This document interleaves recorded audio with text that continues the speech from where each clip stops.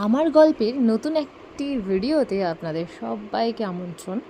তো দেখো, আজকে আমরা বাইরে গেছিলাম আর ভ্যাকসিনেশনের জন্যে, আর সেখান থেকে আমি আমার মেয়ের জন্য অনেকগুলো ড্রেস কিনে নিয়ে এসেছি। আর বাচ্চাদের এই ড্রেসগুলো ভীষণ কিউট কিউট ড্রেস ছিল। একটা কিনতে গিয়ে মানে অনেকগুলো নিয়ে আসা হয়, আর এই একটা সেম এসে গেছে। এটা একটা গিফট পেয়েছিলাম তিনটের সেটের। তারপরেই এই ড্রেসগুলো খুব কমফোর্টেবল মনে হয়েছে, যার কারণে আমি অনেকগুলো কিনে নিয়ে এসেছি। আজকে 8টা ড্রেস কেনা হয়েছে। আর বাড়ি থেকে আসার পরে এখনও ট্রলিগুলোকে সেট করা হয়নি, তো ওগুলোকে সরিয়ে রাখলাম। আর সারাদিন আজকে ঘরের মধ্যেই ম্যাক্সিমাম কাজ হয়েছে, বাড়ির কাজ চলছে, তাই সেগুলোকেও দেখাশোনা করছি। সেই জন্য বাইরেটা একবারও দেখার সুযোগ হয়নি।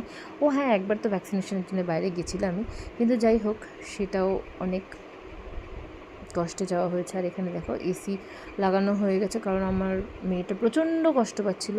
আর এই হলো আমার মেয়ের মা বাবা।